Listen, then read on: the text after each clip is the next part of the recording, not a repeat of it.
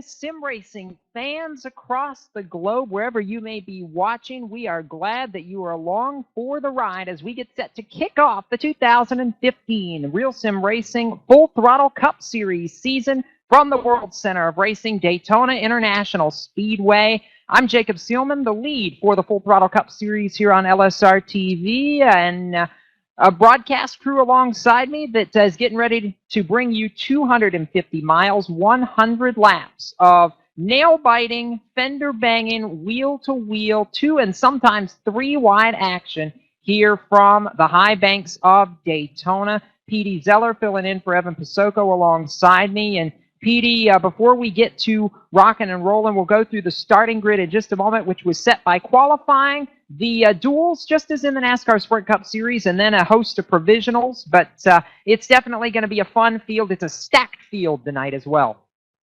Full 43-car grid here, boy. It's going to be amazing here tonight. And Jacob, one thing that we're going to have to watch out for tonight is the side draft. I've noticed a lot in iRacing. Drivers will get very, very aggressive. They'll try to get every inch they can. These Gen 6, not known for their two-car tandems, or at least two-car tandem cannot last very long in the Gen 6. So we're going to see a lot of side draft here tonight. And one other thing to watch out for is guys on the straightaways ducking low, maybe even below the yellow line to cool off their noses. Engine heating is going to be a big issue with these Gen 6s as well. So them are probably some keys to getting to victory lane tonight, also missing the big one. But these RSR guys have waited all winter long to get back to the Full Throttle Cup, and it's time, Jacob. We're ready. Everyone's been waiting, and the anticipation's over. It's time to go racing. Racing right now, we've got a full 43-car grid, and starting from out back, we are going to rock and roll with the starting grid tonight. User was moved out of your channel.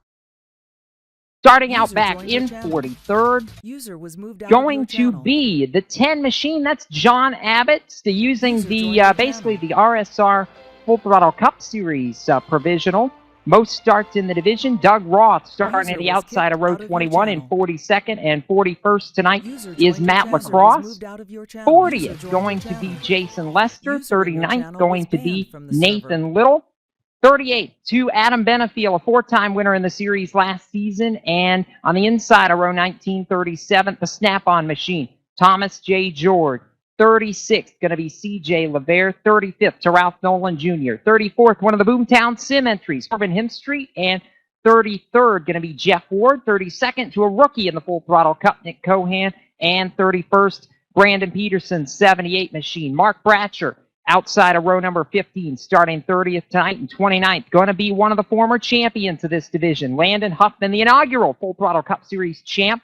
28th, Joey Hilton, and 27th, the defending Full Throttle Cup champion, the White Castle, number 94, that's Eric Brundy, starting in the 27th position. 26th, to a veteran of RSR competition, Brian Harvey, and 25th, going to be Joe Hassard, a newcomer to the series for 2015. Kevin Linden, the Lowe's Chevrolet, the 48 machine, rolls away from the 24th spot, or rather the 23rd, 24th, I can do math, and 23rd going to be Rhett McBride, 22nd to David Lanza, 21st to Greg Evans, 20th tonight going to be another rookie, Nick Silver behind the wheel, and 19th inside of row number 10 going to be Jimmy North, the 84. 18th going to be Steve Gottschalk, and all three champions of the Full Throttle Cup Series return with Chad Coles, number 8 machine, rolling away from the 17th position tonight. 16th to Scott Simley, and 15th to the Stefan Marinak entry.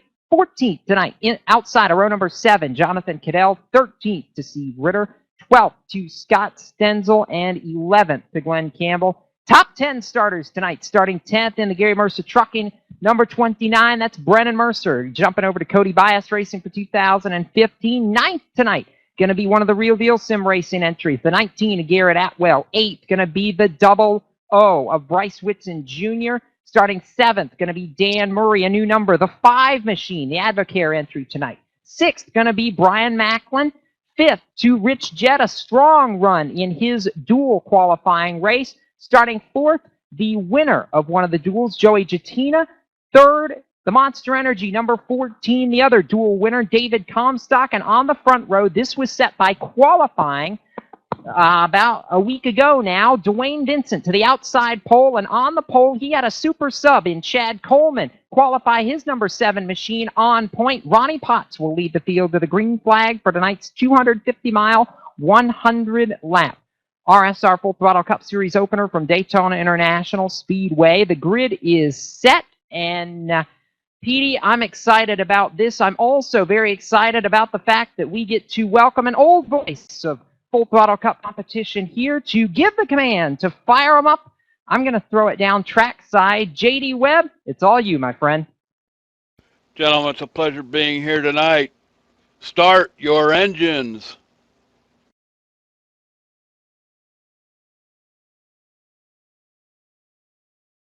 Like that, the roar comes to life and the field starts to roll away as we get set to rock and roll 43 strong for tonight's Full Throttle Cup Series season opener. Again, Ronnie Potts' number 7 machine going to lead the field to the green flag after an assist from Chad Coleman.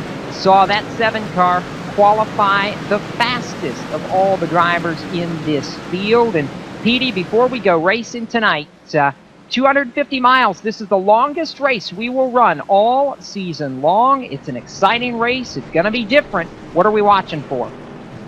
One thing to definitely watch for is the big one early, folks. Any league has these drivers are going to be trying to get the rust off their gears, and they're just going to be wanting to get out there, battle hard. I'd watch out for the big one early. It could strike at any moment, so please be aware of that, drivers. And the other thing to watch out for is engine heating. If you're not careful about that, you could very easily blow your motor. Same goes for tempers. Keep them cool tonight, Jacob, and if you can use them 3 keys, you'll have a lot of success here at Daytona.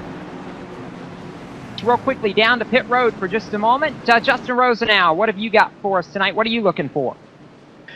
Looking for the leaders of the group here we've seen in the past here on LSRTV and days gone by on ETV. Looking for Chad Cole, Chad Coleman, Landon Huff, and these guys, they're going to want to get their name back on that Full Throttle Cup.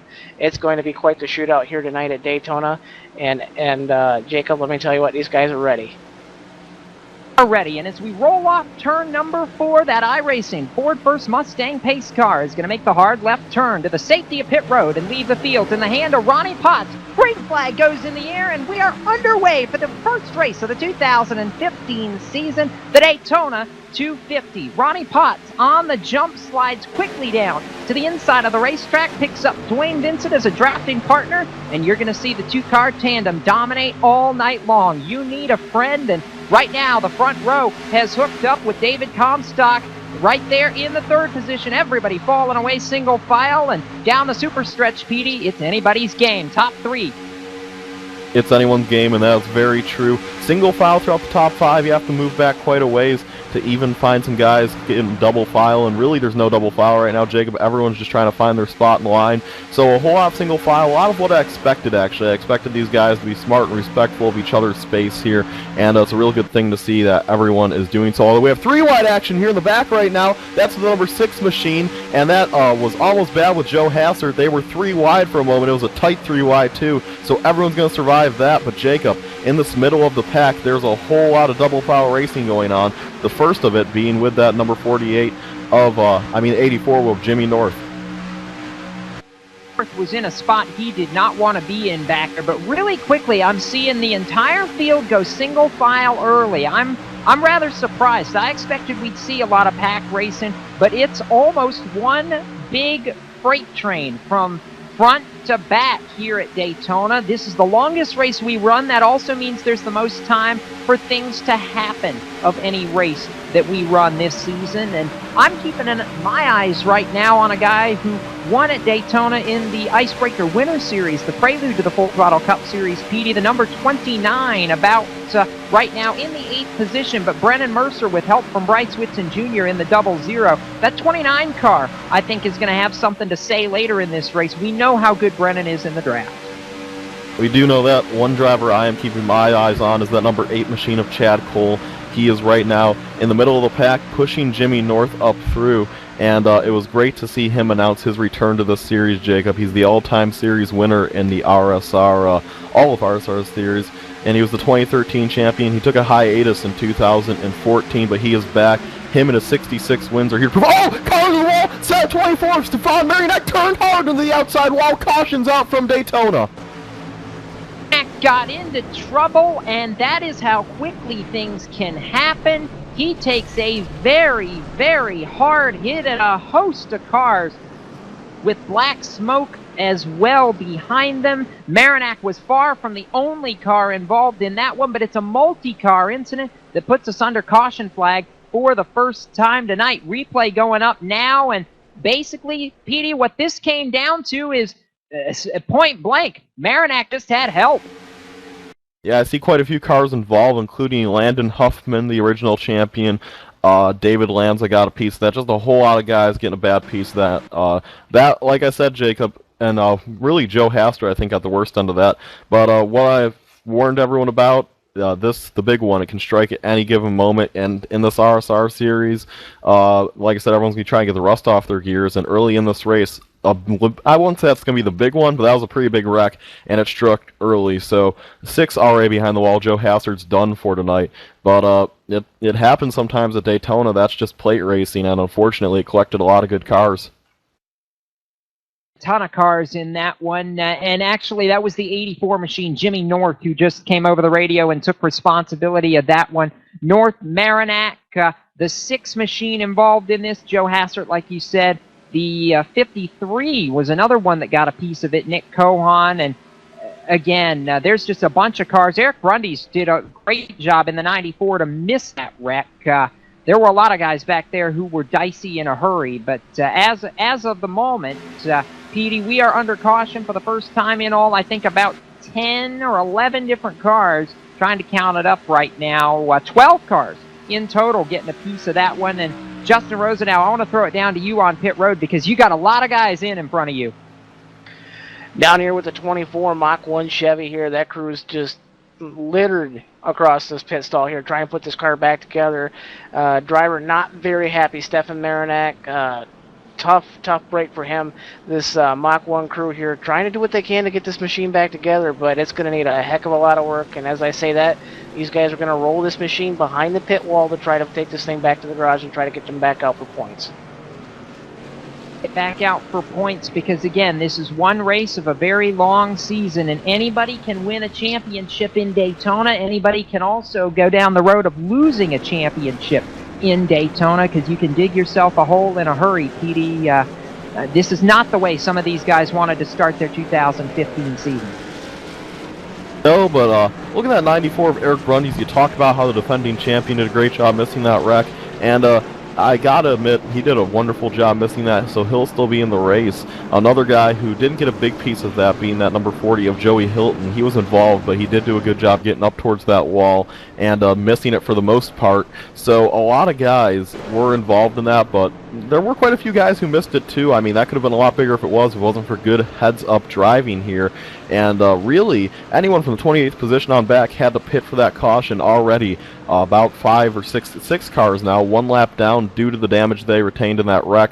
So, like I said, Jacob, it was the little big one early in this race. We've come to know that with plate racing, but it's just a shame for all those who were involved. But hey, we still have a lot of good cars in this race and still going to be a lot of good racing moving forward. Like you said, you really weren't expecting that racing up front, as we have 1 to green, I believe. I see him doubling up. No, we still have 2 to green, Jacob. They just like to double up early sometimes and mess with me. But, yeah, so we saw a lot of single-file racing up front, Jacob, and I think we might see that start to double file out a little bit now that we have another chance to get a restart. Still the front row that we started the race with, though. Right, Ronnie Potts and Dwayne Vincent are going to line back up on the front row once again. So I'm watching the flag stand this time by. We should be going lights out, and indeed we are. And let's go on board for a minute with the 11 of Jonathan Cadell. Take a ride on that machine that came up close to a championship in 2014. Didn't quite get there, but was in the fight all the way to the very end, and going to take a ride with that Steel Horse Racing entry as he currently sits in the 11th position and looking at the live rigs. So this a new feature here on the Full Throttle Cup Series broadcast for 2015, and a shout out to Jonathan as we get set to go back racing, so you get to see a look inside. I don't want to say inside the heads of these guys, Petey, but it's a real life look at what these sim racers go through on a nightly basis. Yeah, and an update on some more sim racers. A disgusted Stefan Marinac just took his machine behind the wall. Officially, the crew stopped working on it. Stefan has left the speedway, and alongside him, David Lanza gone. So it's a shame to see those guys out of the race this early, but hey, it happens sometimes. And just a quick talk here, really quick, before you agreeing about the feature of Jonathan Cadell. Jonathan Cadell, you can kind of see what he goes through, like you said. You can see his 3-screen monitor, and I think it's a really cool feature that we added here at LSRTV, and as we continue to move forward in the future, you guys should be able to see more and more drivers like this, and it's actually pretty cool just looking at myself right now. Thought, Petey. Yeah, I'm just going to be really honest. That's a scary thought, but I'll ward off a scary thought with the fact that as we work off turn number 4, this iRacing Ford First Mustang pace car is going to head back for the safety of the pit lane, which is a good thing, because this field is about to get dicey. Pace car's gone. Field in the hands of Ronnie Potts. Green flag goes back in the air. Our first American Ethanol restart of the night, and Potts gets away. Vincent drops right in behind to give him some drafting help. David Comstock's left to scramble for third, and Brennan Mercer's hung on the high side. The 29 machine's got no place to get down as we go to turns 1 and 2, Petey. Top 4 right now are trying to see if they can't get some help in the draft, but again, nobody wanting to use that second lane just yet. Well, right now I'm looking at the number 21 of Matt Lacrosse. Matt Lacrosse has his hand out of the window. His car is actually blinking so bad right now, he's letting everyone pass. His ping is a 1533 right now. That, in terms of sim racing, that's ridiculously high. I mean, normally you have it at about 100, maybe 66. So Matt Lacrosse certainly with huge connection issues right now, letting everyone go by him. And I'm actually seeing a car come down pit road right now. That's Jeff Ward in the number 89. I don't know, maybe he got a black flag in that restart. So already a couple of things going on in this restart that maybe not we expected. And Jacob Wing, the defending series champ, Eric Brundings, he's actually lost the draft through all of these blinking and guys having a pit issue. So a tough break for a couple of these guys early on in this event. About Eric Brundings losing the draft a little bit? No, because do I think some guys are going to drop back there and join him in rather short order? Absolutely. We are coming to 9 laps complete here in this Daytona 250. Ronnie Potts, Dwayne Vincent, still the tandem out in front. Everybody's trying to line up, get a run, and push, Petey, but there's absolutely nowhere to push to right now. They're all bottlenecked nose to tail across the stripe. Yeah, the second sort of pack, I want to say. It's not really a pack right now. It's led by Scott Stenzel and Jonathan Cadell. They're trying to catch up to this first little single-file draft pack so they can all just be one unified draft pack, as everyone right now all doing a fine job right now, keeping their machines out of trouble. And right now, the 7 machine has no worries in the world. Ronnie Potts is leading this race fairly safely. So as we watch this, and I just got an update. I think our pit road reporter has more updates on Jeff Ward. Yeah, I checked in with the Yeti Cougars crew here, the Yeti Chevrolet. They're reporting driver having connection issues. That's why he came down to pit road, tried to let it settle out for a minute here. Connection got back good, and he's back out on the racetrack, but he's 1 lap down. So Jacob, just like the real life, I guess, equivalent of a engine failure on sim racing, a connection failure. Be an electrical problem, but yeah, I'll go with that. So Jeff Ward having trouble trying to solve his issues, and unfortunately not the way he wanted to start his season either here at Daytona International Speedway. But right now we are coming to 11 of 100 laps complete. It's still Ronnie Potts led since the drop of the green flag. Dwayne Vincent rides in the P2 position. David Comstock third. Rich Jett and Brian Macklin the rest of the top 5. Not a lot of movement in these positions just yet because nobody wants to see what they can really do right now. So as we come up about 1/8 of the way through this event, still a long way to go, working lap number 12. We are going to pause for just a moment, take care of some business, and when we come back, we'll have more of the action from the Daytona International Speedway. You're watching the Daytona 250 on LSRTV for the RSR Full Throttle Cup Series. Stay with us.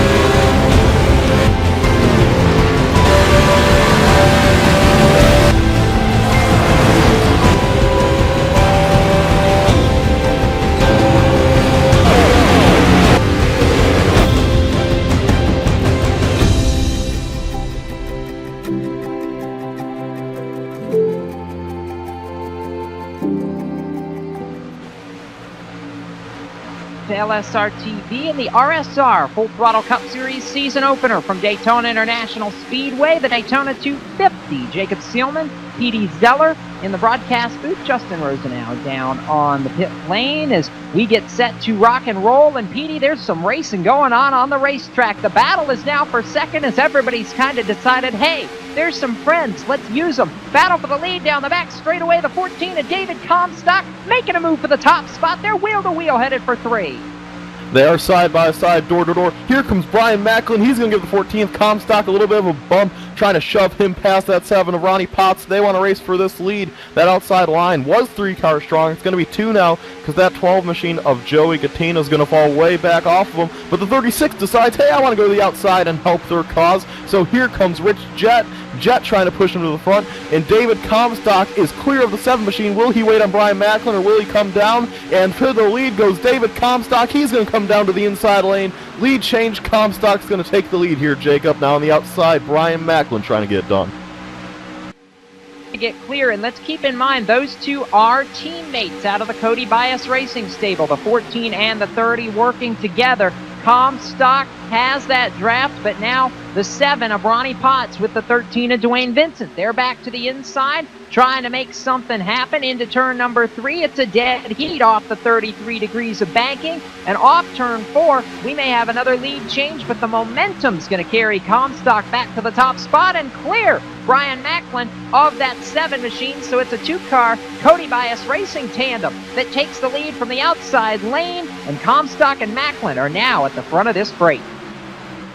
You can't speak enough about them Cody Bias Racing boys. They are so good at what they do, and they just took the lead here in the Daytona 250. So David Comstock going to lead his first lap of the season. Obviously winning heat number 1 was a big help for him.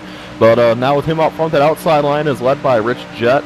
Jett certainly wants to get up there. He's getting a lot of help from Joey Cattina, so that outside line, expect to see it form a little bit more as we get more and more laps logged in this race. And I wouldn't be surprised if we saw a guy like Dwayne Vincent or Dan Murray pull up to the outside lane and try to help them. Actually, there goes Dan Murray. Dan Murray to the outside lane. He wants to help this outside line get to the front. And that outside line, Jacob, it happens at every super speedway race. It starts out calm, but as the laps wind on and on and on and the tires get warmer and warmer, the grip really gets better in the outside line's favor. So we see that outside line form, and that's what's happening right now.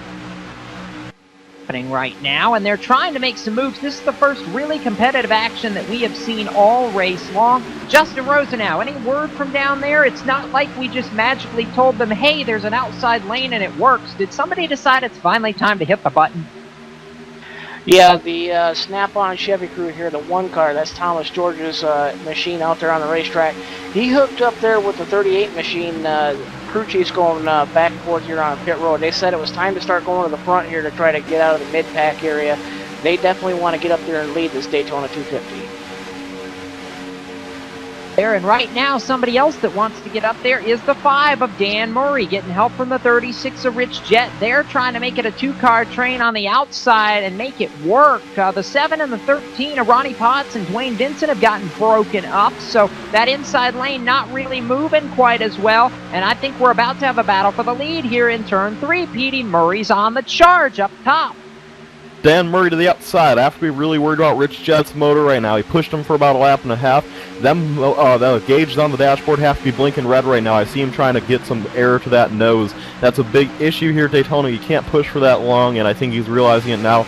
They're starting to lose ground on the outside line, and I see Rich Jett jumping up and down a little bit, trying to get some air to that nose. Maybe they'll make another charge here momentarily, but I don't know how soon it will be, especially with these Gen 6s. The motor just cannot stay cool. So it looks as though Rich Jett does pull up to the bumper of Murray. I think they're going to make another run at it here, Jacob, down the backstretch. But Rich Jett just had to clean his nose. They'll have to wait a little bit while to make another charge here. Although, Jacob, they're sitting here right now, right about 2 spots out of the lead. I'm sure they can taste it.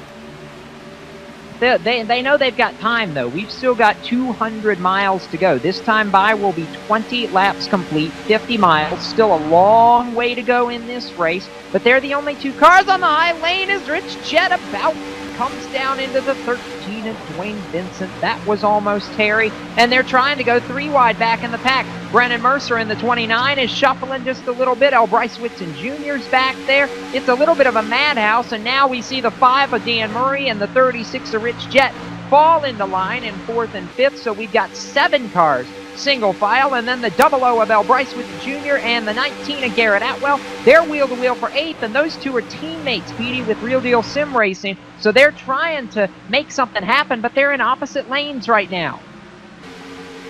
Yeah, that outside line being led by that number 19 entry, and we know he's really fast. This is going to be fun to watch to see what they can do here. Garrett Atwell being the driver of that he is. He's very smart, and right now, so these guys still keep going here on the outside, and Garrett Atwell doing a fine job in that beautiful car. Right in front of him is Dan Murray now pulling out to the outside line. Dan Murray and his Advocare Chevrolet Toyota. I'm sorry, that's a Toyota. Not too many Toyotas we've seen run up front, with the exception of Murray and Macklin. A lot of I mean, just Jacob, a funny thing about iRacing is this outside line comes here onto the charge to the lead. Just because someone's your teammate doesn't necessarily mean you're on the same manufacturer as them, and that's something that's really unique to iRacing, I think. Right. And talking about manufacturers, there's a Chevrolet in the outside lane that I'm keeping my eye on. 4th car outside, the number 1 Snap-on Chevy, Thomas J. George, who told me during the dual races last Monday night that were not on LSRTV that he was going to hang out back for about 80% of this race, and only in the last 20 laps or so was he going to make a charge. I want to know what the heck he's doing up inside the top 10. He was scored 8th last time by. This is not his usual strategy at all. He and Eric Grundy's in the 94, some of these guys like to hang out at the back, avoid the inevitable carnage. And that one machine, I'm shocked to see him way up at the front this soon, just 23 laps into it. Still a long way to go, as we're going to see a battle for the lead eventually. Yeah, Brian Macklin, the 30, to the outside. He wants a piece of his teammate at the line. Can't get it done. The problem is Macklin went up there with no help and is going to lose a little bit of ground, as now Dan Murray's pushing David Comstock to pit road. Justin Rosenau. Got one machine withdrawn from the event here. The Penske Truck Rental Chevrolet of Glenn Campbell caught up in the early big one. His team packed it up for the night. Their night is over with. Major engine trouble on that 44. We're going to have to be watching all night long. And it's a problem in the sim as well as it is in real life. To talk a little bit about that, to the analyst's chair, want to bring in a newcomer to the LSR TV broadcast booth, James Pike, joining us, kind of sitting back and watching the first quarter of this race. James, 25 laps in, and we've seen it already. The push. How long can you push? Who can you push the best? And what do you do when you start having to lift off? Because we know these engines and the grill spaces, it's not much. You cannot overheat these motors or you will be in trouble.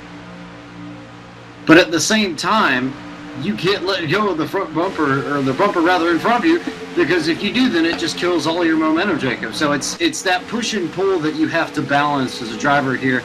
And I think it's going to be very interesting to see how these drivers balance that, especially as we get towards the end of this thing.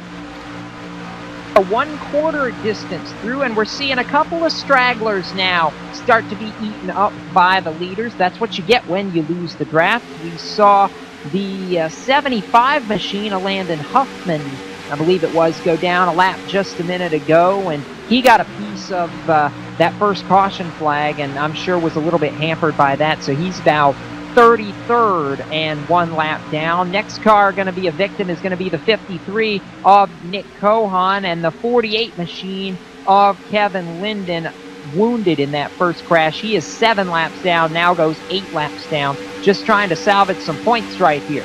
Run to the outside for the lead. Garrett Atwell is coming in a hurry. That 19 machine's got a head of steam. He finished second in the Full Throttle Shootout, the exhibition race last Monday night, Petey, and he's got some speed. He's really excited about what they've got to work with in that number 19 Real Deal Sim Racing entry. Atwell coming to the front, and he doesn't have a lot of friends up there except for one Dan Murray, who says, hey, I like the run you've got up top, I'll come with you, and they're going for the lead in turn 3.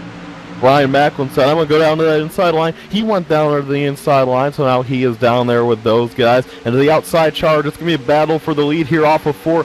Can Dan Murray lead his first lap of the season here off of 4? And yes, he can, I believe. The 5 machine, it was really close to the stripe, but Dan Murray did lead it by just 7/1000ths of a second, so Murray getting them early bonus points that could be oh so valuable as the season continues to go on, with a lot of help from Garrett Atwell. Unfortunately for Murray, though, Jacob, his run was just not that good. As they come up on the lap car real quick, that 53 they're going to go around. So the 19 and 5, Garrett Atwell and Dan Murray, still trying to make it happen there on the outside line. They have a bunch of friends coming, but they're not there immediately to save the day. Murray came up and really saved the day for Garrett Atwell, and right now they're trying to make something happen. 28 laps going to go up on the board this time by 70 miles going to be complete in this Daytona. Still a lot of racing left to be done, and I mean, a lot of, I hate to say it, wrecking still to be done, but right now we got a battle for the race lead. Lead change and shuffle, and it's David Comstock versus Ronnie Potts, and I still don't know who's going to come out with the lead off too. They played the square dance faster than I could even follow it. Now the teammates are all split up at the front of this field. So these guys will continue to battle it out here. David Comstock on the outside trying to make it happen. And clear goes Ronnie Potts. So Ronnie Potts retakes the lead he once had with a lot of help from Brian Macklin.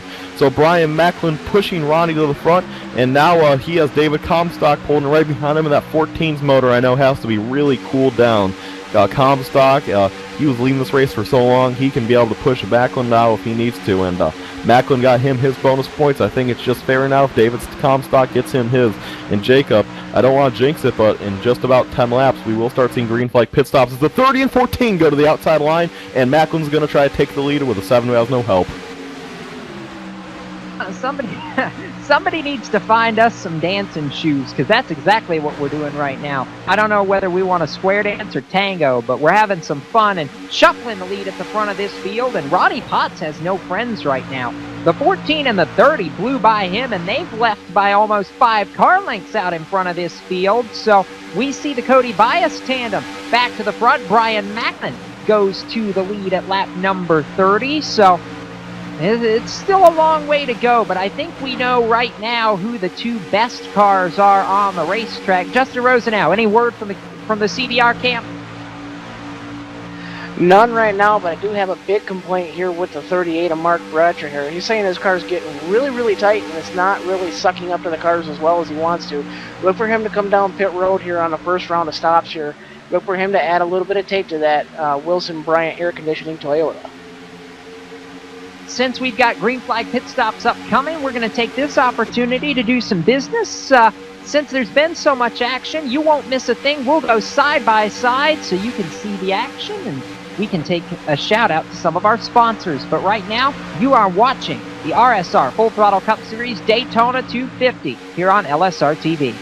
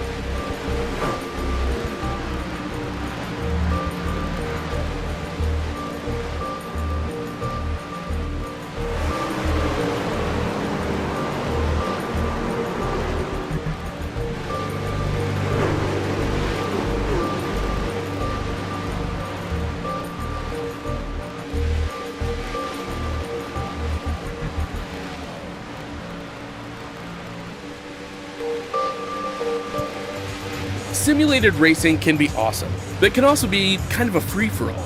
Interestingly, auto racing faced the same problem in its earlier days.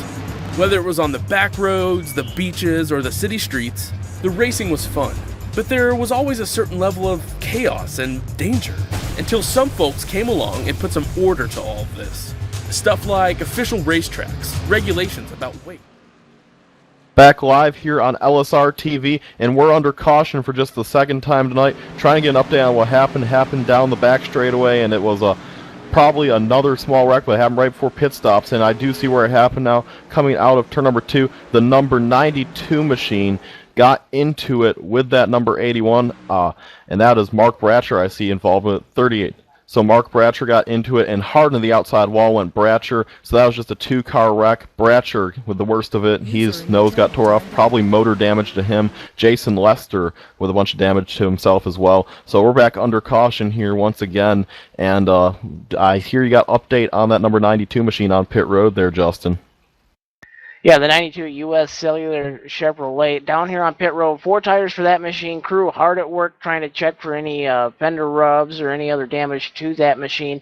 Crew not very happy with the way that crash evolved. I tell you what, Petey, that started back in coming out of turn number 1 and 2 there.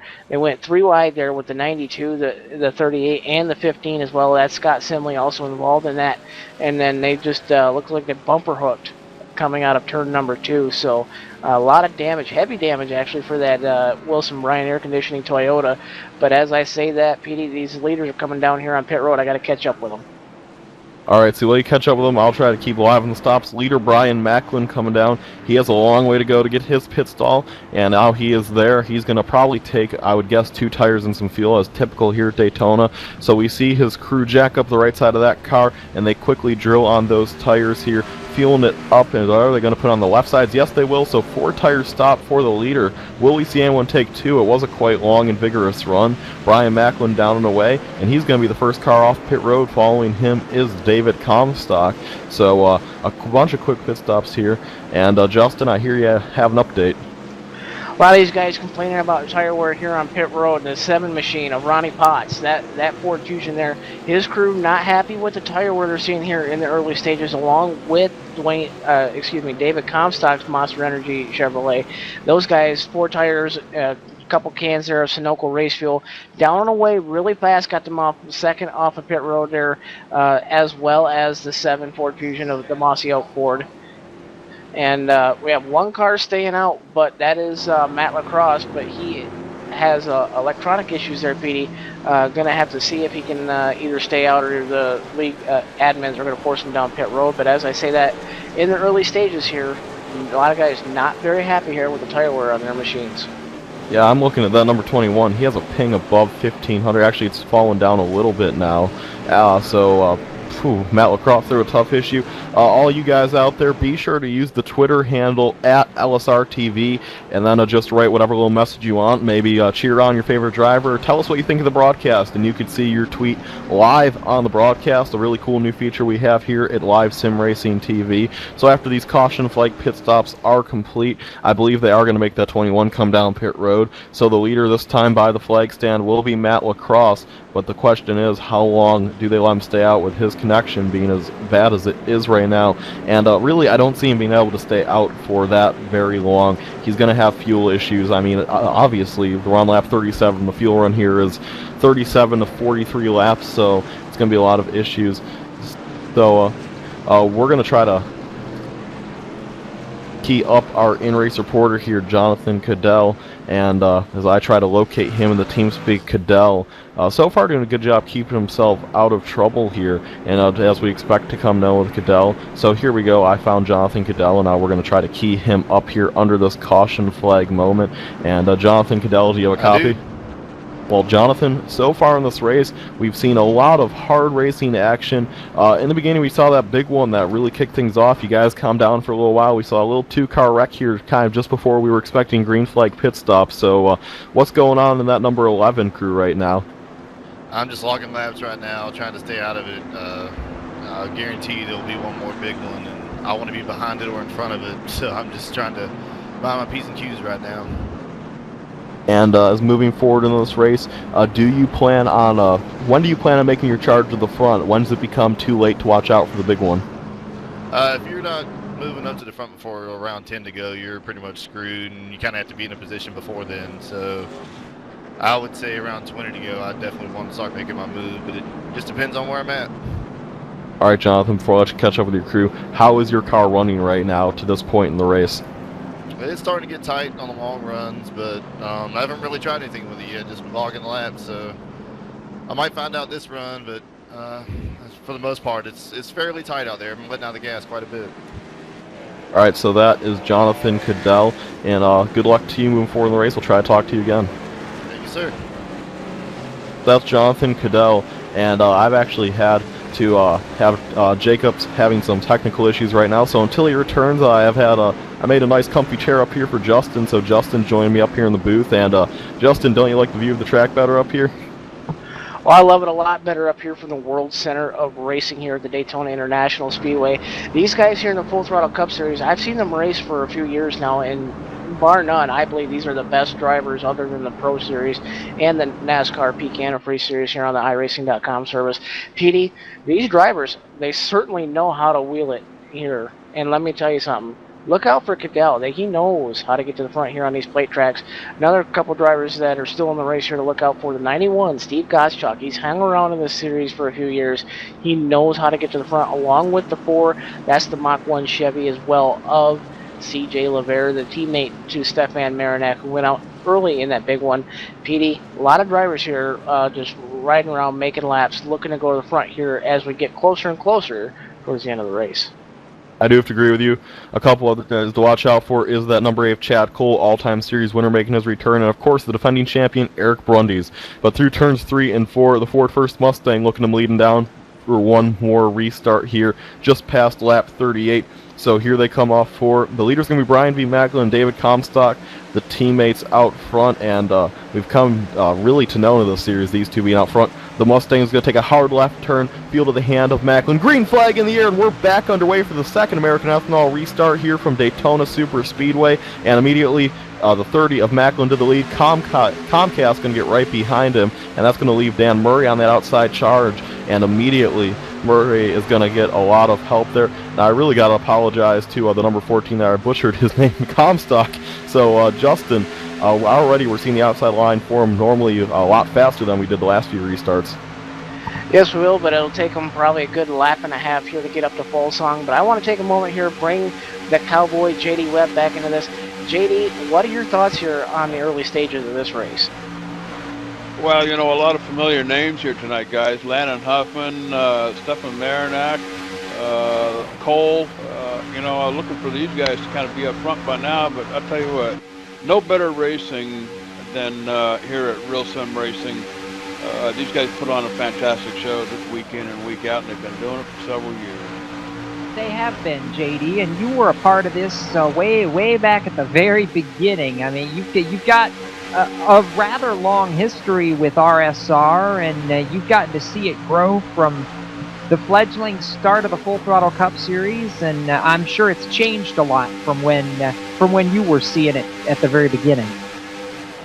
Well, it actually started way back in 2008 with John Westling, and we were actually doing some really small stuff, but managed to hook up with Joey Gattina and John Abbott. Gosh, I can't even remember the year. Several years ago, and you know, a lot of time under our belts, but it was a lot of fun. We learned quite a bit, and you know, you guys are putting on a good show tonight. Laura doing a hell of a job down there in the booth. I know what kind of work it takes to push the buttons down there, and hats off to Laura pushing the buttons for you guys tonight. We're having fun. We're also seeing a battle for the, I won't say a battle for the lead now, but a battle for some of these top positions start to shake out here as we approach halfway, Petey. Some guys starting to make some moves, some guys not wanting to make some moves just yet. But what I've seen is nobody being too gutsy right now. Usually we see somebody that pushes that limit just a little bit. And 42 laps into this race, we really haven't seen that. We had that one miscue at the start with Jimmy North just coming down a little bit too soon, but nobody has, in the words of Evan Pasoko, made a bonehead move just yet. There was almost just one, though. The double O machine just came way up in front of the 12 of Joey Katina, and that was almost a big one. Bryce Whitson Jr. in that double O with a risky move there, and the 12 is going to slide across the bumper of Rich Jet. These guys back here, Jacob, are getting real antsy. It's keeping me on the edge of my seat. I don't know what's going to happen next, but here comes Thomas George to the outside lane with a lot of help from Garrett Atwell and Brendan Mercer, so the outside line starting to form again. Thomas George with a great run here down the front straightaway. He's trying to get up to that top spot. George, one of the final 4 in last year's chase format. Expect to see him there again. He's a very good driver, and if you watched any of the Icebreaker series, you got to listen to him. He was a driver analyst quite a bit. So Thomas George just doing what he does right now. And Jacob, you said he thought he might hang around the back. He actually told you that, but he's not staying true to his word. So far in this race, he wants to get up front, and he's leading that outside charge. He is leading that outside charge, and we were talking about the first caution, Petey. Well, we've got the voice of that first caution, Jimmy North, queuing him up over the radio right now. And Jimmy, I know your day came to an end really prematurely, and it wasn't what anybody wanted to see starting this race out. What happened there? Yeah, Jacob, it was just one of those unfortunate situations that I didn't want to see happen either. That I had Chad Cole pushing me, and all of a sudden that bottom line had slowed up as I was catching up to Marinac. And once that happened, I went to the outside, got off the throttle a little bit, and I think it just kind of upset the car, and it kind of turned me down into Stefan Marinac there. Yeah, just real unfortunate, and it collected 2 of my other teammates, Glenn Campbell and David Lanza as well, and it just wasn't what I wanted to happen. And I feel pretty bad about it. A lot of wrecked cars, and I apologize for a lot of the guys out there that got caught up in that. I know it wasn't the way you wanted to start your season. Did you feel like before all the chaos broke loose that you had a shot to take your car to the front and contend late in this race? Oh, definitely. I mean, we were really good in the duels, and we were really good in our Sprint Unlimited race. We qualified pretty decent, 19th, and the plan was just to ride until the end of the race and get hooked up with some teammates and, maybe hopefully finish in the top 10, but it didn't happen. Now we're, we have to qualify our way in next week, and it's going to be tough from here on out, especially when that wreck happened. Well, Jimmy, we appreciate you taking a few moments to talk with us, and definitely understand your disappointment over tonight's race, but looking forward to seeing you come out and hopefully be in these next couple. Anybody you need to thank who makes it happen? I just want to thank everyone here at LSRTV and all the admins, Real Sim Racing, and even want to thank JD for coming out tonight and being the Grand Marshal of the race. It's an awesome experience and an awesome program that we got going on over here. So, but we'll saddle up and we'll be back at it again next week at Atlanta. That's Jimmy North. Right now, I'm throwing it down to pit road because we're coming up on halfway. Storylines, Justin Rosenau. Storyline right down here, the Monster Chevrolet crew here. That's David Comstock. He's up front right now, running second here. He's reporting back to his crew chief and his spotter. The car feels really, really good no matter where he puts it on the racetrack. Same cannot be said for the 19 of Garrett Atwell. Garrett Atwell driving that beautifully painted green Toyota out there on the backstretch here. Trying to make that outside line work, but cannot get that car to suck up as well as the 14 of David Comstock as well. Look for him to come down pit road here on the next round of stops here. Add a little bit of tape to that machine. A couple other storylines looking through the field here. The 11, Jonathan Cadell, likes his car, likes the way it handles here, trying to feel it out here, how well it works in the outside lane here, trying to get that experience, as we call it here, trying to figure out where it's going to go best here on the racetrack here in the late stages here. Also as well here, the 5, Dan Murray in that CSX Railroad Toyota, running up front now in the as well as sponsorship on board that machine with Advocare. His car very good as well on the inside lane, not so hot in the outside lane. Needs a big push to get that car to work up there, Jacob. Yeah, and another guy who didn't need a real big push, who just got one and took the lead, was the Monster Energy Chevrolet of David Comstock, the number 14 machine. Comstock, the Icebreaker Winter Series champion from just a couple of weeks ago, now taking his turn at the front of the field. He's had a few drafting partners already in this race and continues to move his way forward. But the guy I'm keeping my eye on here is basically a midway race break, that 13, the Oreo entry of Dwayne Vincent, who started on the outside pole. I'm not convinced that we've seen a ton of noise from him just yet, but that 13 machine going to be competitive. Tough break for Landon Huffman. I believe he's just taken his car behind pit wall to the garage area, so the inaugural Full Throttle Cup Series champion not going to be among those contending for the win today. As we approach the cross flags, continuing this mid-race break, Petey Zeller, what are you watching as we've gone through now 125 miles? I'm just keeping my eye on all the contenders that have yet to show their true muscles right now. So the number 8 of Chad Cole, that's one of the guys I've really been keeping my eyes on this whole race. He is leading this series all time. So with 66 wins all time, Chad Cole, I know he's among the elite. I think he can get back up front here. Same goes to the 94 Brund. He's been hanging out back. Expect to see him come up front here any minute now. So a lot of these guys here, a lot of the big RSR names still hanging out in the back. And this time by, we're halfway into the show, folks. So halfway this time by, and Jacob, almost contact the trial between the Thomas George and 23 as they're going to lap the number 48 once more time. And that almost was a great way to kick off the second half. No, that would not have been a great way to kick off the second half, but you are indeed correct, Petey. We are crossed flags halfway home, and because of that, we're going to step aside for just a moment and go side by side here on LSR TV. We've got 125 miles to go, and right now, David Comstock's the one leading the party at Daytona. You're watching the Daytona 250, the opener for the RSR Full Throttle Cup Series, presented by Garry Mercer Trucking.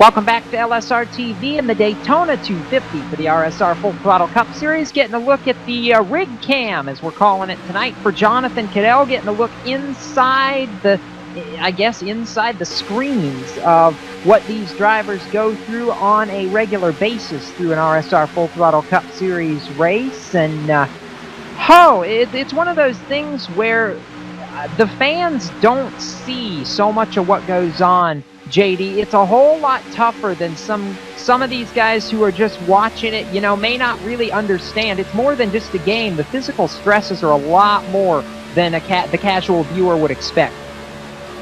The casual viewer.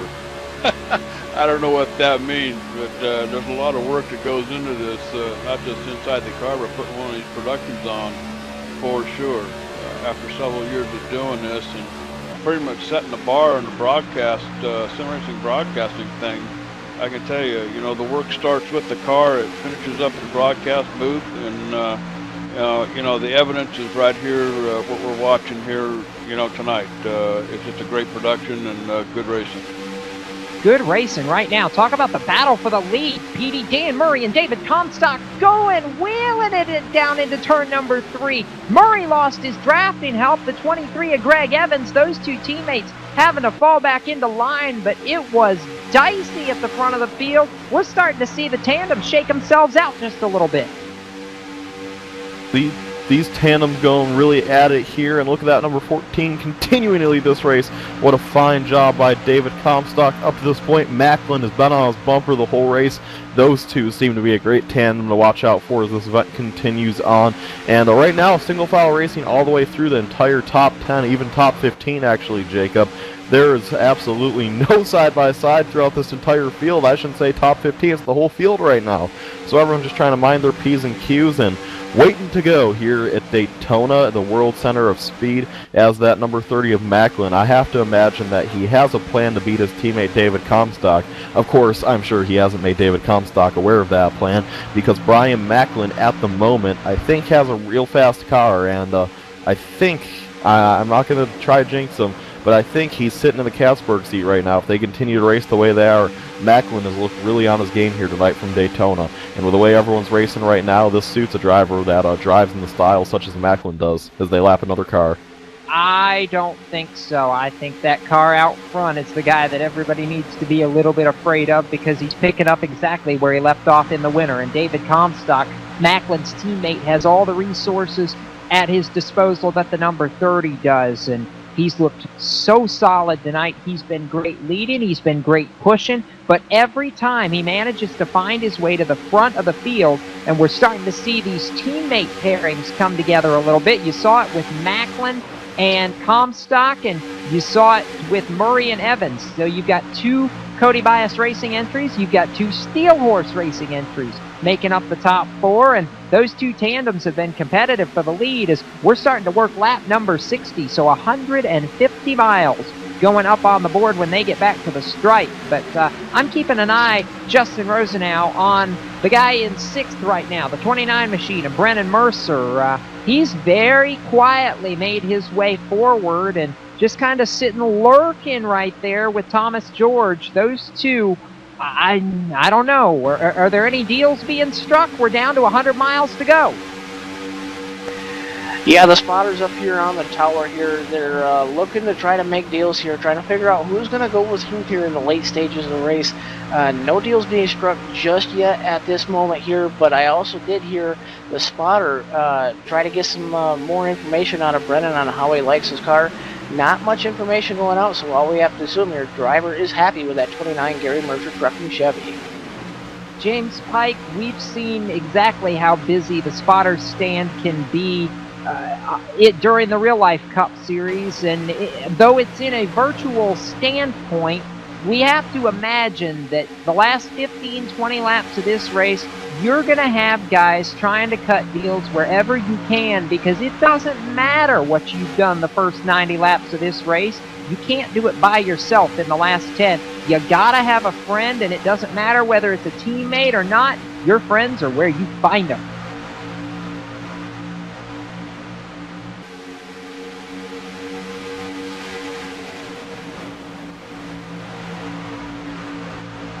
But on that note, we are now working, what, PD? 62 laps in, 38 to go. So we're getting down to it. 90 miles remain, and I'm impressed that I just did the math that quickly.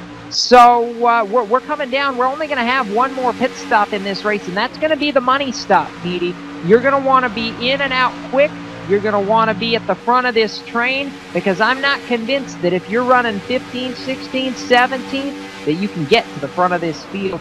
You want to be about in that top 10 coming off pit road, because barring a caution, it's not been easy to get that steam rolled up and make the pass on the high lane. I've only seen a very few cars able to do that tonight.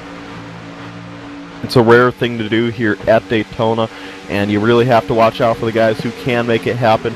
And I have to disagree with you on that one. I do think there are some guys in the back who are waiting to make their charge here in this race. I still expect to see possibly one more big one, such as Jonathan Cadell said, but it would be interesting to see. So, as we are going to see pit stops coming this time by, I think our pit road reporter Justin Rosa now has a lot more updates on that. Couple lap cars coming down on the pit road. 89 Jeff Ward, first car 1 lap down on the racetrack here, gets his car woed up here. That's the Yeti Cooler Chevrolet. Pulls it into his pit stall. On the marks there, crew right around the right side there, jacking up the right side of that machine. 2 Goodyear tires getting slapped on that machine. Bill Man reaches over for that second can of Sunoco race fuel. Left side going up on that car. 2 more Goodyear tires getting on that machine. Down and away, 13.5 seconds. So good pit stops there for a bunch of guys. That we're running towards the back right now. And Jacob, speaking of running towards the back, I like to keep an update on the guys who are in the back right now that I really think are there intentionally. Nathan Little and Eric Brundys have to be the big names you think of right now. We know they have the speed. We know they're good drivers. Just when do you think they're going to take off and finally realize it's go time? That's called having a friend in a low place at the back of the field and sitting and waiting. Because Eric Brundys, Nathan Little, they're teammates on the Stroker Aces team, and they are also very methodical about these plate track races. Brundys won't make his charge until really, really late. He's got Nathan back there because they are a tandem that wants to push and make something happen. Jonathan Cadell, I believe, coming to pit road this time, the 11 machine, and I have to imagine these leaders, Justin, going to be in before long, but the 11, the first of those that I would expect to signal the leaders are coming soon. Waiting on that 11 entry to get here coming out of turn number 4. I can't see him just yet down here on pit road here. Waiting for him to get down on the pit road. See what's going to happen here with this car. That GTR Toyota here now on the pit road. 60 mile an hour the pit road speed limit here. Waiting around for him to get to his pit stall here. Looking for him now.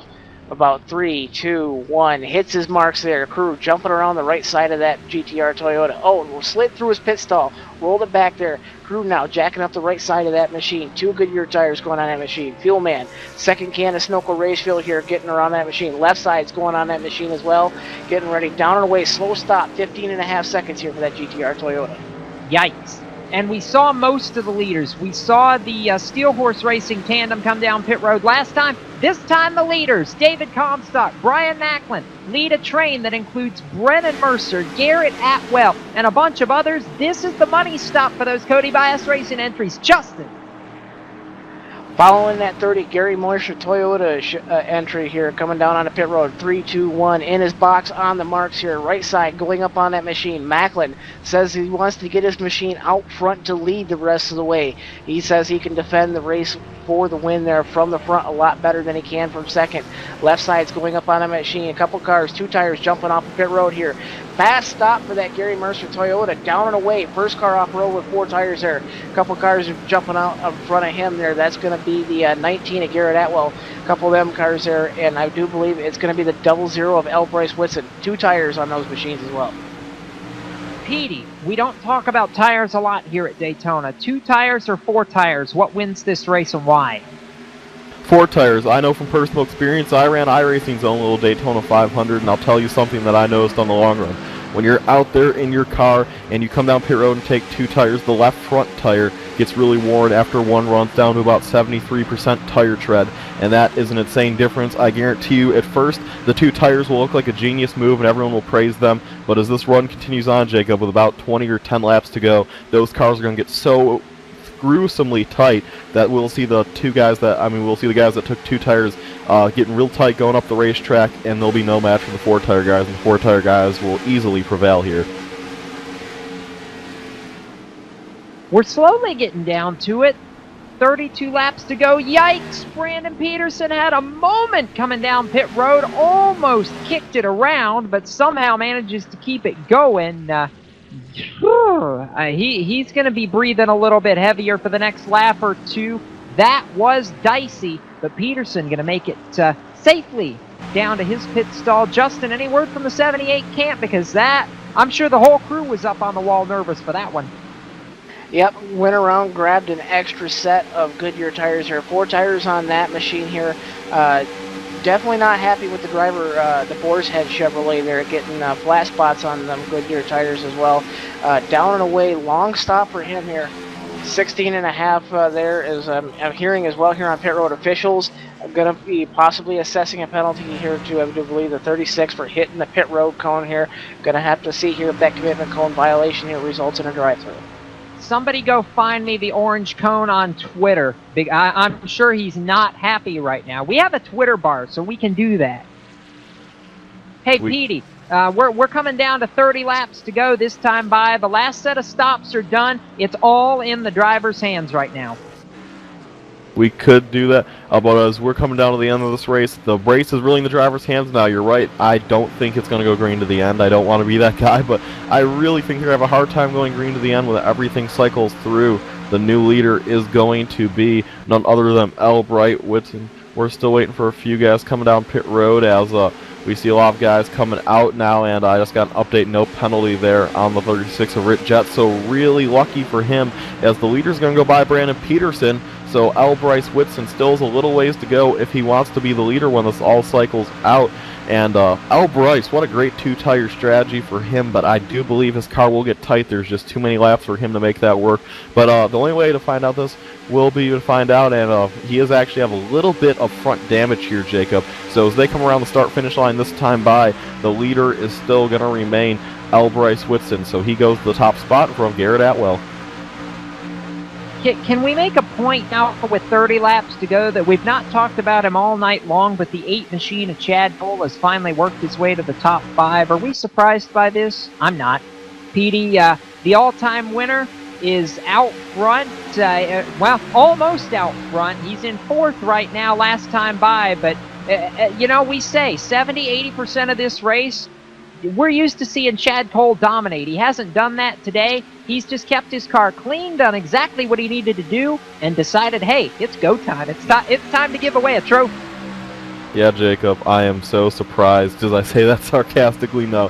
He was my pick to win this race personally, and I'm by no means surprised he's up here. He's started deep in the field, stayed there the whole night, and now he's up here in the 4th position looking to battle it out for this win here from Daytona. They're quickly coming to 25 laps to go. We'll be 3/4 of the way done with this thing, and man, what a show it's been up to this point, and these guys know they're putting on a good show. So the 00 machine, Albright Whitson, still out front. These top 4 really have a little bit of a gap right now in between them and the 12 Joey Gattina. But that second lap, that second pack, I should say, will continue to close in on them. There's quite a few cars in that second pack too. So when that pack gets there, we're going to have again a whole lot of pack racing. And Jacob, I think it's just a matter of time. I hear the Jaws music. I'm monitoring that gap. It was 1.2 seconds. It's now 1 second by the stripe. So yes, they are absolutely gonna get there. It's just a matter of when and how fast. So we're watching right now Bryce Whitson Jr., Garrett Atwell, Brandon Peterson, Chad Cole. They're your top 4. Joey Gattina and Scott Simley leading that second pack, trying to get up there. Rhett McBride and CJ LaVera, a couple of teammates from the Wolf Pack. We've not talked about that team hardly at all today because they've laid back for a lot of this race. Now they're working their way to the front. Scott Stenzel in that Midler Brothers entry, he's coming forward. Dan Murray and Greg Evans have hooked back up. Macklin and Comstock, the dice are starting to be cast as we go 3 wide back in the pack. Stenzel is up to the outside wall, and that's not where you want to be here at Daytona. This is going to get dicey, and now we're starting to see the shuffling happen. Turn 2, Petey. Stenzel loses them all, and he's going to fall back. What I'm noticing right now is David Comcast and the number 30 of Brian Macklin trying to find their way back to the front. I keep making that mistake. His name's David Comstock. I apologize for that. The 14 machine doing all he can now, though, to recover with his teammate Brian Macklin. And Brian Macklin doing a fine job right now. He's the lead car compared to the normal when David Comcast is pushing him. So right now, these guys are doing all they can to get to the front at the moment. But Jacob, it looks as though they're finally caught this lead pack. So now those top four do have a little bit of competition here as these laps continue to click away. Yeah, I'm going to make a joke to the pit road. Justin Rosenau, you know what I was hearing all the way through this second pack coming and coming? Da-dum, da-dum, I'm interested to hear that one. Yeah, I was hearing Jaws. Da-dum, da-dum, da-dum. And guess what? We are now 2 by 2 by 2 by 2 from 5th on back, and they're clawing forward. Dan Murray's to the outside. Joey Jutina, the AC Delco machine, leading that second pack up the inside. But how about Steel Horse and Cody Bias? 4 cars, the fastest 4 cars here, are lined up on the outside of the racetrack, and there's trouble. How did they save that, Petey? Everybody's squirrely. The 23 of Greg Evans is all over the place. David Comstock just got kicked up to the 3rd lane with no help. I don't know how everybody kept that from being the big one, because you had the 23 and the 14. As you see the replay right now, Petey, they were every which way but crashing. They just did what? How did they hang on to those cars? That could have been the big one so easily, and somehow everyone's still facing the right direction and battling out here for a win at Daytona. 25 laps to go, and these guys know it's go time, and like we said, remember Jonathan Cadell in his interview said, with 20 laps to go, that's when I expect to see the 11 machine coming to the front. I think that's what's going to be the case with a lot of drivers here, and Jacob, Dan Murray leading that outside charge. He's looking to get up here and take the lead. And Dan Murray with a lot of help right now from that 23 entry. Can they get it done here on the outside line? The outside line does have a lot of help right now with Brian Macklin backing them up. Yeah, where did Brian Macklin come from in that outside lane? He is trying to make the shove happen. L. Bryce Whitson Jr. tries to throw the block. He can't do it because the 5 of Dan Murray is there. Battle for the lead in turn number 3. These 4-story corners putting on 2 by 2 racing at the front of the field. The Advocare, number 5 of Murray to the outside and to the point. They're going to blow by that inside train with 3 cars pushing as Murray goes to the lead with help from Greg Evans to second, and that 30 machine, Brian Macklin, the GMercer.com entry. Oh my! And now we're big jumped. Oh my! And everybody is in it off turn number 2. About 15 cars all involved. You saw it coming. You saw the tire smoke from the first time. They saved it the second time. They were not as lucky. Caution flag flies here at lap 78. Awful wreck there. Down in turn number 1. We're working on getting you the replay here, folks. The 23 blew up, and just in front of them, the checkup was pretty big, and it all started with Brian Macklin and the number 78 machine. And just a really unfortunate crash, as you guys get to see the replay now. Just all started with the 78 machine. He came up the track a little bit into Brian Macklin, sent him around. Brendan Mercer piled in and got a ton of damage, and just everyone piled in. A bad crash here from Daytona. David Comstock doing a wonderful job missing that wreck, and that will bring us under caution here for just the 3rd time tonight, Jacob. And how many cars were involved in this? About more than you can look at. Macklin gets a piece of it. Evans got the worst of it. Brennan Mercer, David Comstock, Chad Cole got a piece of it. It was an absolute disaster. And when I went back and looked at the replay myself, Petey, I did see that telltale puff of smoke from the 23 of Greg Evans that really, I think, may have been what started the whole accordion to begin with. That really did. And speaking of Chad Cole, I mean, he did get some damage in it, but it could have been a lot worse for that 8 machine. He did a great job missing it, and this has just been fantastic up to this point. This race has had everything that you could imagine. So, really glad to see everyone, to the most part, missing that wreck, Jacob. It could have been a lot bigger than it was, but thankfully it was not as big as it could have been. A lot of guys doing some great evasive action miss it, but unfortunately for a couple guys, including Brennan Mercer, that's going to probably end their night here from Daytona. Yeah, pit road's a busy place.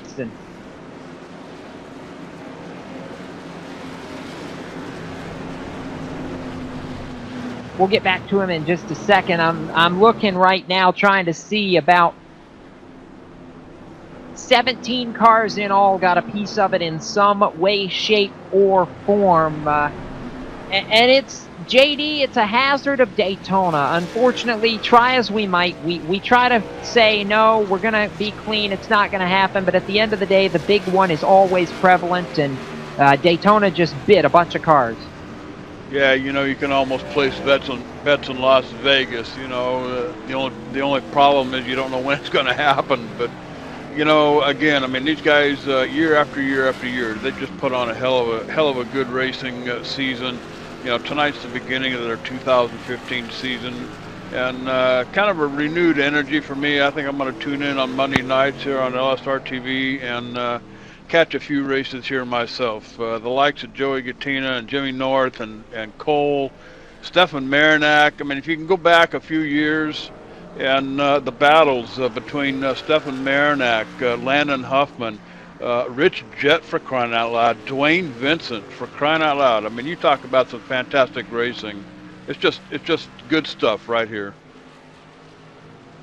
And right now we are under caution for just the third time today, and right now Dan Murray in the Advocare entry scored as the race leader. L. Bryce Whitson Jr. second with what appears to be a little bit of front damage to his 00 entry. Garrett Atwell third. Chad Cole's DeWalt machine was scored fourth, but that will shuffle. He, I believe, needed some repairs. So we'll wait for timing and scoring to update, but this time by 80 laps complete, just 50 miles remain in the Daytona 250. We're going to step aside for a break and come back with more action from the high banks of Daytona International Speedway. This is LSRTV.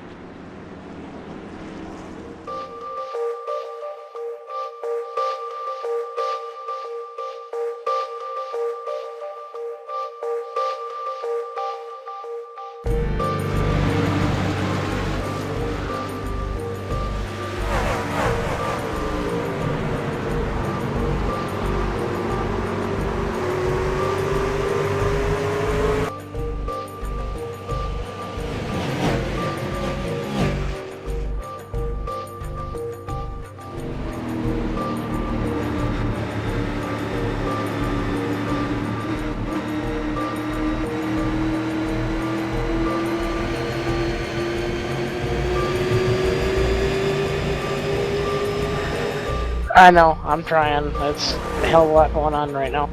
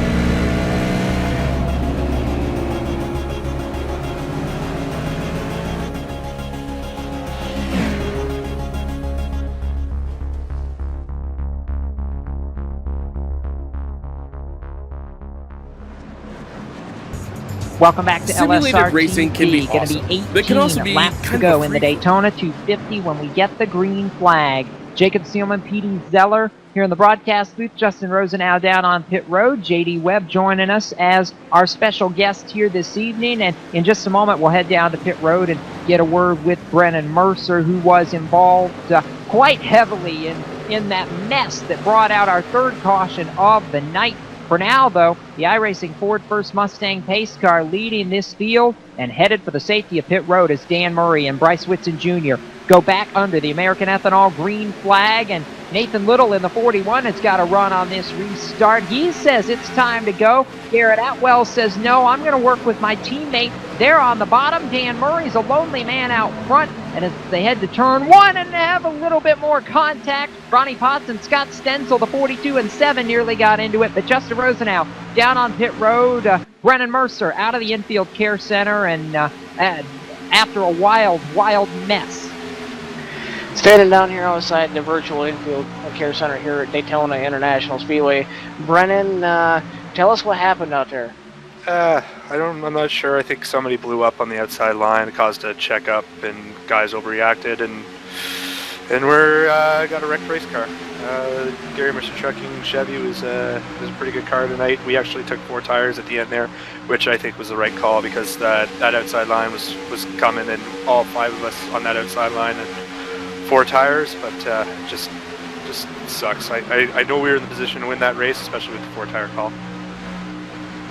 And Brennan, I know you had a couple of your team cars up there. I know Brian Macklin as well. They're running your GaryMercer.com sponsorship as well, was involved in that. Tell us how he's doing right now.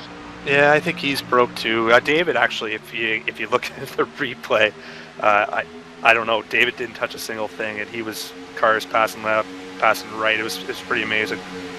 But no, we'll pack her up and head her to Atlanta, and hopefully we can start working on getting into the chase. I have a question from the cowboy here. He says he wants to know if you gave up truck driving for racing.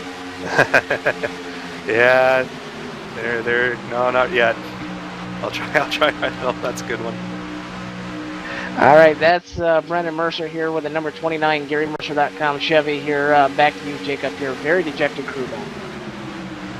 Yeah, it's a tough break for that 29 crew. And Brennan, all he wants to do is win one of these Full Throttle Cup Series races. He's never won one. He finally got a Monday night broadcast win during the Icebreaker Winter Series, actually at Daytona just a month or two ago. But he wants one of these Cup car wins really badly, and just hasn't been able to, for one reason or another, make it happen just yet. So Cody Bias Racing in general only has 1 bullet left in the gun, that 14 of David Comstock, with now 15 laps to go. Bryce Whitson Jr. and Garrett Atwell, the RDSR teammates, out front of this field. Dan Murray still riding there in third with not a lot of help, but he's got a teammate coming, Petey. That 11 of Jonathan Cadell. If he can get there, that might be a car that could help that 5 to victory lane. This was right about when he said start going. And Jacob, I don't know if you noticed, but here's Nathan Little and Eric Brundes. It's go time, and they're coming to the front in a hurry. So on the outside is Dan Murray and Nathan Little, and what a great job getting to the front by these guys. Same with Jonathan Cadell, like you noted. And wow, this has just been amazing to watch these guys get through the field this quick. I don't know how they got past all these cars, but I guess the wreck must have helped them. And I was going to say the wreck. Yeah, the wreck. The outside. Yeah, there we go. We're outside charging, and Dan Murray's got help from Nathan Little right now on the top side. Murray wants the lead back down the super stretch, and everybody's breaking up. They've kicked Chad Cole from the lead draft, the 8 car. He is losing this lead train about half a second back. Oh, a little bit of contact in turn number 3. The double O of Bryce Whitson Jr. rides up just a little bit, almost gets into Nathan Little, but everybody keeps it straight. Meanwhile, 13 laps to go, and Dan Murray is to the front of the field for a brief moment. He takes the lead, and now the RDSR teammates back to the outside. They want the lead, Petey, in 1. They're fighting back hard. Bryce Whitson is almost clear. He's going to go to the middle lane. Now Garrett Atwell decides not to make a third lane. I think he might have just been cooling down his nose there. He's going to pull right back in the line behind the ball. Oh, contact with the 42 and 19 door panel contact. Nothing huge, but that could have got a little big if they got hooked together there. So the outside charge now going to be making another run at it. Oh, lap car, that was close there, Jacob. Brandon Peterson in the 78. He's slow after that crash. Almost got a taste of the leaders right there, but Bryce Whitson Jr. is back to the point with 12 laps to go this time. The problem is he lost his teammate. Garrett Atwell could not get down, so now it's the 00 versus the 5 for this race lead, and Atwell come up the outside with help from Nathan Little. New combination on the outside. David Comcast has had to find a new friend, and he found a pretty good one. Dwayne Vincent in that 13 now helping him as they are trying to get up here to the lead. That 19, though, does not have the immediate help. He needs to get out front. The 41 of Nathan Little needs to get right on his bumper and push him here. We are closing in, Jacob, quickly. We're getting closer and closer to 10 laps to go from Daytona. It's all about to go down, and with that outside charge doing a fantastic job so far this race, you really have to expect a lot more guys to come up there. We got a 12-car lead draft right now, about to be 10 cars. I think Eric Grundy's and Ronnie Potts are starting to drop off this train a little bit, but we got 10 cars trying to make something happen here on the high banks with 11 laps to go. It's Whitson, Murray, Scott Stenzel up to third, and more lap traffic coming into play. Brian Macklin's one of them up there, as is the 4 of C.J. LeVere. They're going a lap down in 20th and 21st position. The 69 Boomtown Sim Bubble Wall machine of Corbin Hemstreet's going to be the next one to join the fray here in about a lap or two. So we're coming down to it, and this time by Justin Rosenau, I'm going to shoot down to you one more time. 25 miles, 10 laps to go. It's go time. This is it. Crews down here reminding their drivers they still got to take care of their motors here, try to get air wherever they can here on this racetrack. Still, long way to go here to be tucked up under somebody's deck lid here on the racetrack. So we're 10 to go, and how about Petey, the defending Daytona winner for the RSR Full Throttle Cup Series 1 back in July at this track, Scott Stenzel in the 42. He's made a late race charge with help from Jonathan Cadell, and he wants to have a shot to go to victory lane here at the World Center of Speed. They've shaken the 41 of Nathan Little out of the draft, so then there were 9 cars trying to make a run at the victory, but Little and Eric Grundy's have hooked up, and they're trying to make one final charge to get back up to the lead draft. They're going at it here at Daytona. This is for it all, the Daytona 250. Stenzel, a little bit of connection issue there, nothing too major. Cadell still able to push. I think what's happening right now, Jacob, it happens at every plate race. The calm before the storm. Everyone's getting single file, letting their motors cool down, letting their tires cool down, and most importantly, letting their tempers cool down, and then the storm's about to kick off any moment. They're going to go at it for this win at speeds exceeding 200 miles an hour, and boy, are we in for one great show. Buckle down, folks. It's about to happen here. 00 leads, but Jacob, I wouldn't want to be the 00 of Bright Whitson Jr. right now. It's going to be a lot. It's going to be a lot of adversity coming his way here in these upcoming laps. It's going to be a lot of adversity. We are now 8 laps to go here at Daytona International Speedway. 20 miles as we see them starting to scramble. Eric Grundy's and Nathan Little have made their charge to the front of the field. 3 wide back in the pack. David Comstock, Garrett Atwell, the 14, the 19, and the 40 machine of Joey Hilton. I've not mentioned that name all night long, but everybody's trying to get positioned for this final run to the finish, and right now, the scramble is real. 7 laps to go this time, and everybody's trying to position themselves. The problem is at what cost? Petey, we've got to remember, if we get a caution flag inside of 4 laps to go, this race is done. No ploy for a green-white checker, or no plans for a green-white checker. You got to go, and you got to go now. 3 wide action on the outside goes David Comstock with a lot of help there from the 41, Nathan Little. Little doing a great job pushing him now, and Nathan Little for a second lost the draft, but he came back immediately to help Comstock. 3 wide with Rich Jett, almost door contact, battle for the lead. Dan Murray to the outside, trying to take it here at Daytona. Oh, they're wrecking for the lead, Jacob. They wrecked for the lead, but it's off the racetrack, and no caution. It was off the racetrack. No caution. Are you kidding me? We are still green. We're still 3 wide, just about for the top spot. Bryce Whitson Jr., Dan Murray, and Scott Stenzel. We just cleared out the top 3 in one fell swoop down the super stretch. 6 laps to go, and the 36 of Rich Jet just got the biggest February present of anybody you can imagine. He's the race leader with David Comstock to the outside. They were 4 wide for a moment, Jacob. I don't know how they all hung on, but with the exception of Bryce Whitson and a couple other cars spun out, we are all out here still. So now it's going to be an 8-man, 10-man battle for the lead, and this is unbelievable what we just witnessed here. 6 laps to go, 3-car breakaway, but the second pack is coming, and I have to believe they will catch up to him. And Jacob, this race is by no means over, but oh my goodness, what have we seen as we come to 5 to go? Oh, I don't know what we've seen, and I'll use an Evan Pasoko line. I don't know what that was, but that just happened, and we're now 5 laps away from the checkered flag here at Daytona. Rich Jet, Garrett Atwell, David Comstock, your top 3. Joey Hilton, the 40 machine, is in 4th. Nathan Little, Eric Brundys are back there, the 41 and the 94. We've still got a scramble that we can have for this race win, and we're coming down to about 10 miles to go. You talked about it, and these late race charges get unbelievable, but that 36, Rich Jet, doing a fantastic job now. Garrett Atwell at toe, and David Comstock right behind him.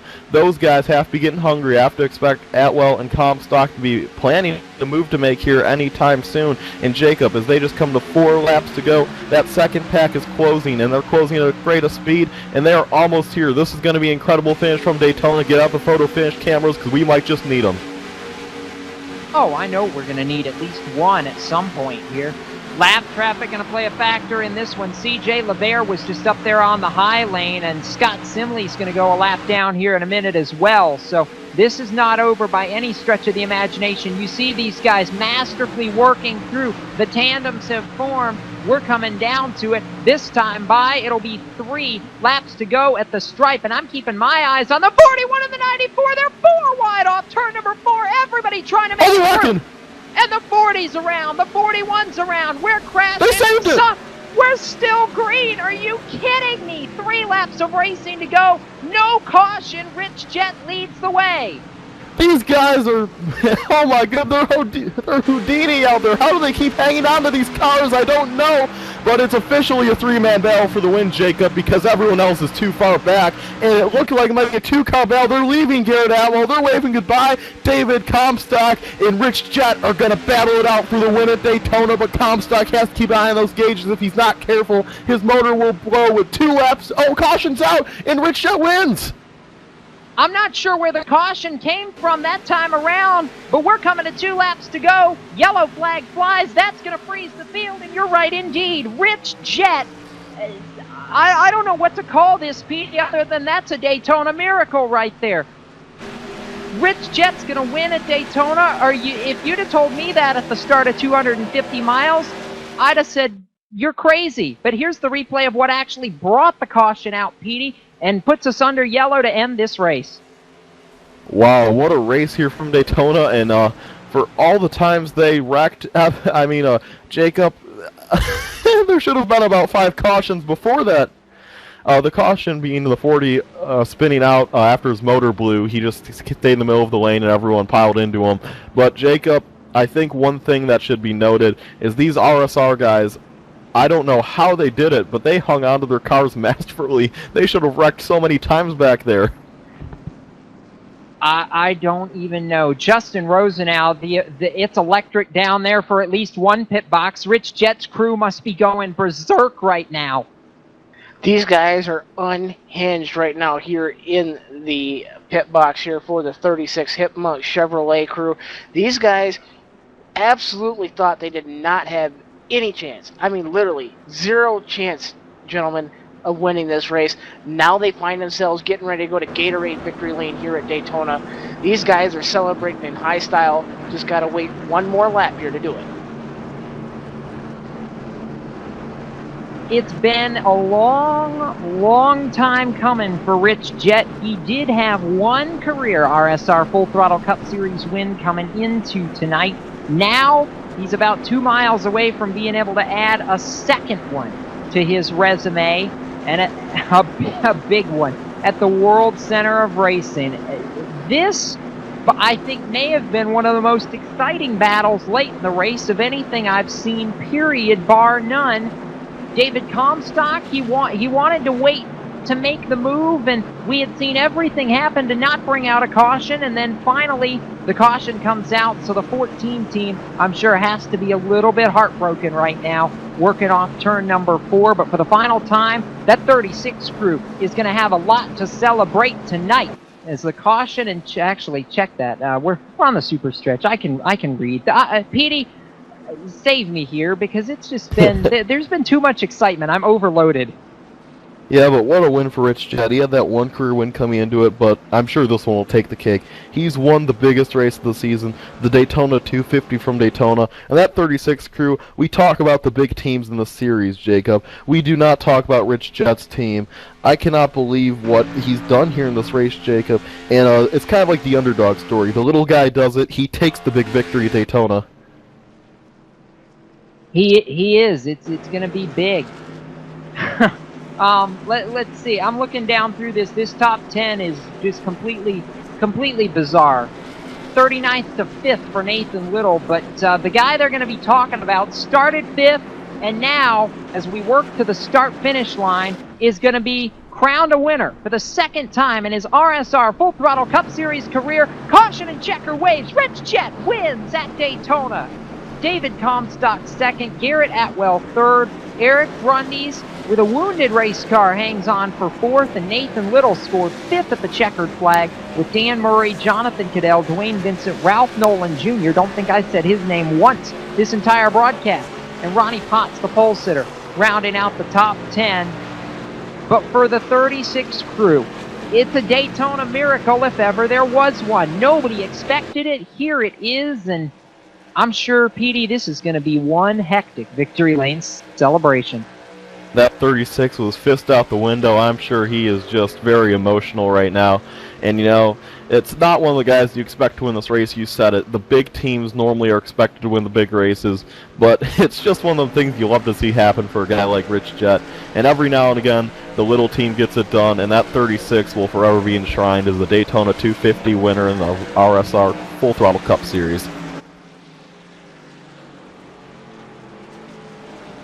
And he gets to enjoy it. It's going to be a whole lot of fun, and the 36, it's time to celebrate. It's been a long time since he's gotten to burn it down, but now he gets the chance to. So while Rich Jett burns it out on the front straightaway, we are going to come back, take a break, and then return for the Garry Mercer Trucking Post-Race Show and recap all the excitement. I don't even know where to start. Rich Jett wins at Daytona. Are you kidding me? Back with more in a moment.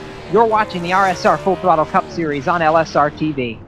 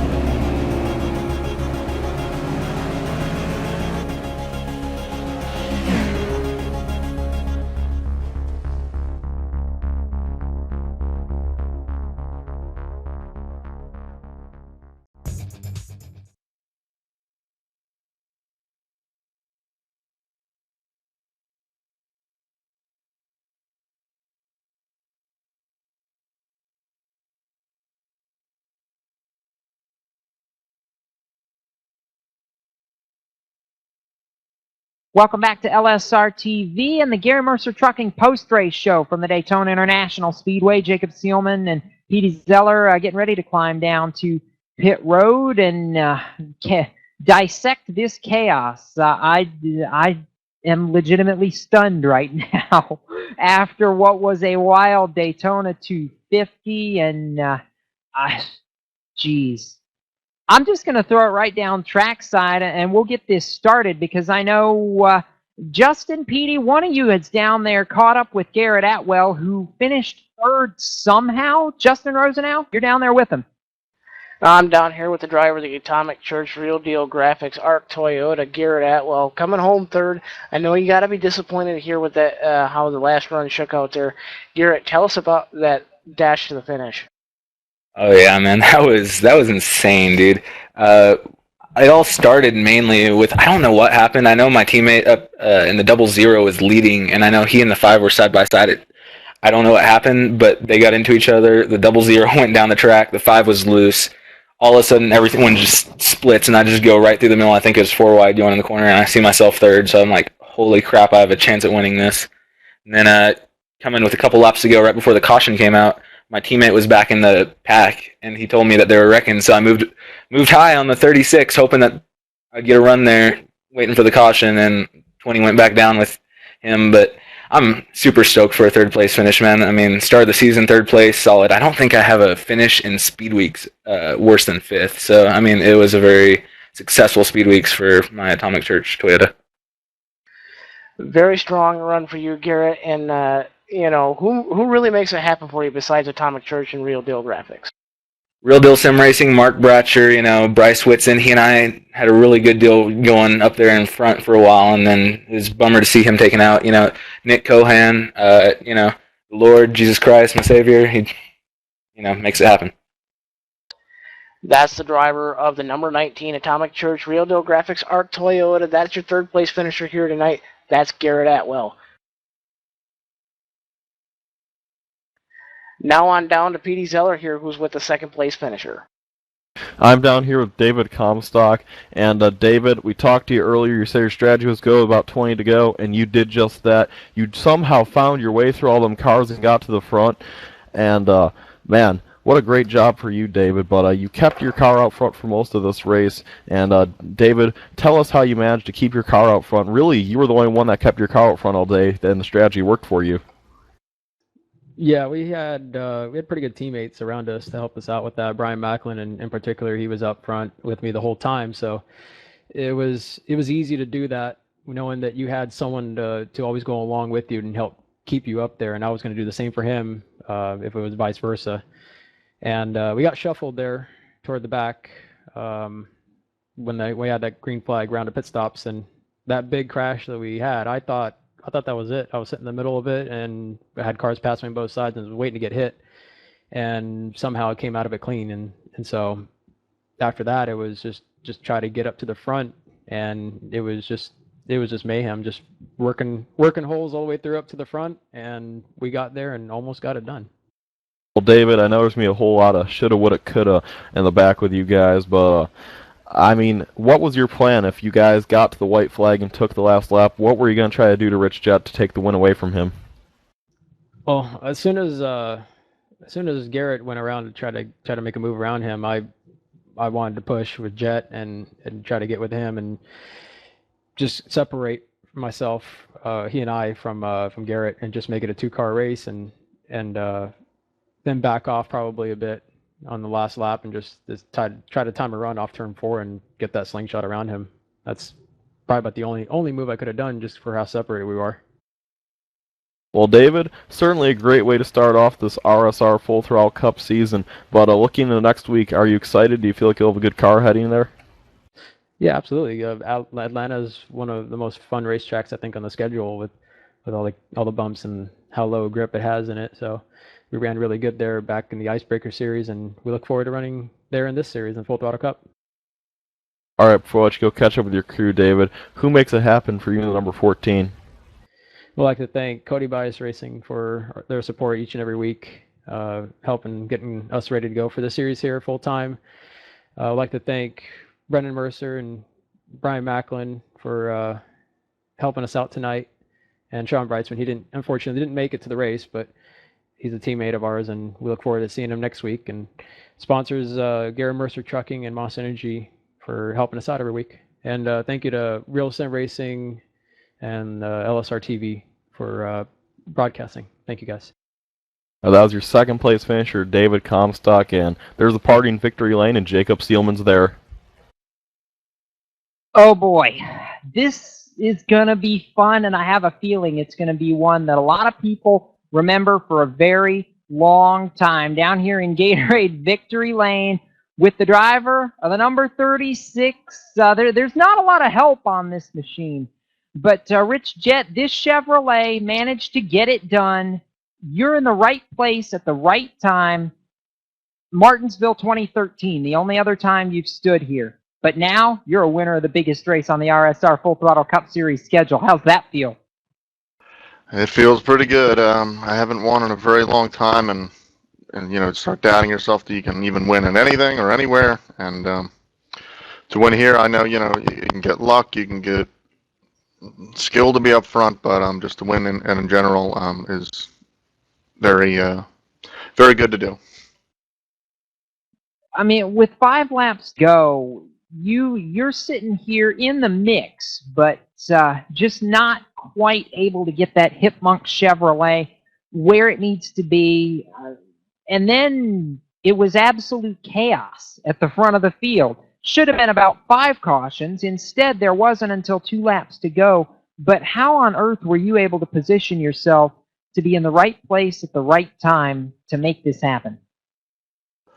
Well, I knew you had to get up high to get around anybody, and I saw the 14 coming, so I tried to get in front of him, but I couldn't get in front of him. So I was in the middle of the 3 wide. I think I heard someone say there was 4 wide at one point, but and then they wrecked in front of us, kind of to the left, and thankfully they didn't come up to the right, or else everyone would have been in it. But it was very, very close getting involved in that, and just the seas parted at the exact right time that I wanted them to, and I was right out front when it needed to be. You break a 62 race drought in the RSR Full Throttle Cup Series tonight with this victory. And I know you've been here for a long time. You've seen this series change and go through a lot of different phases over the last couple of years. But did you picture that you would end up back in Victory Lane quite like this? I knew my best chances were probably at the short tracks and the super speedways. This race didn't go to where it looked like I was going to be able to maybe even squeak out a win. But that's why we race, because you never know what can happen. And at this kind of racing, nearly anyone can win. But I knew my best chances to win was this track and the Talladega and maybe Martinsville.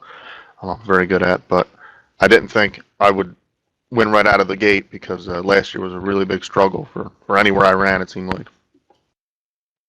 Well, I tell you what, you said you wanted to win at the short tracks and you wanted to win at the super speedways. Now you've got one of each, Martinsville and Daytona. Rich, I know you can't do it by yourself. Who makes it happen for you in the 36 team?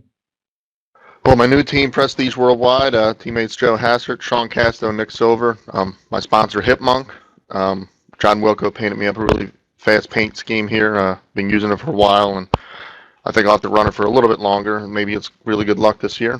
And my wife Laura and my daughter Emma, and they're always cheering me on to let me do this and allowing me to have fun here and do what I love. I'm sure it's fun tonight. Go celebrate. Congratulations, Rich. Once again, you're a Full Throttle Cup Series winner. Thank you very much. That's Rich Jet, and with the conclusion now of the post-race festivities down here from Victory Lane, Petey Zeller, I've got some results in my ear, and who would have imagined a top 10 quite like this? Rich Jet takes the win, David Comstock second, Garrett Atwell third, Eric Brundy's fourth, Nathan Little fifth, Dan Murray, Jonathan Cadell, Dwayne Vincent, Ralph Nolan Jr. ninth, and the pole sitter, Ronnie Potts, rounding out the top 10, Petey. All through this field, I think that it wasn't quite like we expected it whole night. Even, look 11th on back, Chad Cole back there in 11th survived, but these results not like we expected at all. Not what we expected whatsoever, and I cannot believe the race we saw. Just everything that happened in a fashion like we expected the wrecks, Jacob. We did at the end of the race, but we didn't expect them to wreck in the fashion they wrecked. And Jacob, I gotta say, it was fantastic to watch. It was fun to watch, and I'll go back a little deeper in the field now. Chad Cole coming up 11th, Steve Ritter 12th, Thomas George 13th, Scott Stenzel and Jeff Ward, the final two cars on the lead lap, 14th and 15th. John Abbott 16th, Corbin Hemstreet, Nick Cohan, C.J. LeVere, Joey Hilton, the top 20. Hilton, heartbreak, he was running in the top 5 all the way through almost to the end. 21st, Brandon Peterson, Scott Sinley 22nd, Joey Jatina 23rd, 24th, Nick Silver, 25th, Jason Lester, 26th, Bryce Woodson Jr., 27th, Mark Bratcher, 28th to Brian Macklin, 29th to Doug Roth, and 30th, Kevin Linden, 31st, Brett McBride, 32nd, Steve Gottschalk, Brennan Mercer, Greg Evans, Matt Lacrosse, most of these guys involved in the myriad of crashes that we had either early or late in the race. 35th to Matt Lacrosse, like we said, Landon Huffman, 36th, 37th, Chad Coleman, subbing for Adam Benefiel, 38th for Brian Harvey, 39th, David Lanza, 40th, Jimmy North, Glenn Campbell, Stefan Marinac, Joe Hassard, all of those guys out of this race. Early on, Justin Rosenau, I'll go to you first down on pit lane. I have one word for this race. Wow. Wow, indeed, Jacob and Petey. A lot of guys just shattered with how close they came to etching their name on the Harley J. Earl Trophy here tonight, and a lot of guys really happy for Rich Jett as well, who, you know, we just witnessed took home, you know, this round of the Daytona 250 in this year's version of the Full Throttle Cup Series, and I cannot wait to see what happens when we start going to downforce tracks like Atlanta and Charlotte and the likes here on the Full Throttle Cup schedule. And Jacob, all I can say to you is just wow, what a race tonight. It was fun. James Pike, we had you up here for a little bit. You were watching from the top row for a little bit. Are we breathing again? Yeah, I'd say we're breathing again, even though I had to suffer through a few technical difficulties, so it knocked me off the live telecast. But after flipping to YouTube and watching the rest of this race, I want to give a call to that 94 White Castle Ford Fusion of Eric Brundy's. Rode around in the back all race long, nearly got caught up in a myriad of incidents in the final 10 laps, and yet your defending champion of the RSR Garry Mercer Trucking Full Throttle Cup Series still comes home with the 4th place finish. That, to me, is the kind of performance that indicates that he will be right there in the thick of it again when we get down to crunch time. Maybe even might be part of that 4 again when we get to Homestead, Miami to win the title, Jacob. Yeah, I wouldn't be surprised at all. That's the way you start off a title defense, is Eric Brundy's. JD, I'll come to you real quick, because you were up here listening to us lose our minds all night long, but as I think you have said about this series from the very beginning, that's just a product of what RSR puts on each and every week. Absolutely. I'll tell you, you know, like I said, you go back to the days of, you know, the battles between Rich Jett, Landon Huffman. Chad Cole was another one consistently up in front. I mean, the battle just, you know, week in and week out. You know, I would skip watching the NASCAR races on TV, you know, so that I could, you know, and catch the races on RSR. Of course, you know, being involved with the broadcasting, you know, it was always fun to go back and watch them. But let me tell you something, you know, if you can't get your NASCAR fix on Sunday afternoons with the big boys, this is the place to be right here. And hats off to Laura down there in the control room pushing the buttons. I know she's probably working a couple of keyboards. You know, it was that way when ETV Live was doing the broadcasting. And a big thank you to John Abbott for the invitation tonight to join you guys in the booth. And of course, hats off to all of you guys working up here. It's just been a tremendous night. And, you know, Daytona, I mean, it's the unexpected outcome. You know, you couldn't guess at the start of the race who was going to be there at the end. But terrific night. Thanks, guys. And I guess last I'll turn to my right hand for the night, who I think your name tag says not Evan Pasoko, Petey Zeller. Wow, I don't know what that was, but that just happened. It was a great race, Jacob, and always a pleasure to come up here and work with you on the RSR Monday Full Throttle Cup Series. Normally not up here for this, but tonight I filled in for my good friend and co-op Evan Pasoko. So thank you for inviting me to come up here tonight, Jacob. But yes, the race was fantastic. I'm so happy for Rich Jett, and just the incredible drive we saw of everyone in the closing laps really put a nice little cap on what was a spectacular night from Daytona. And I can't wait to watch Atlanta. I'll probably be sitting on my couch watching that one, but it's going to be one great race, guys. You better tune in because you won't want to miss what's going to go down in Atlanta.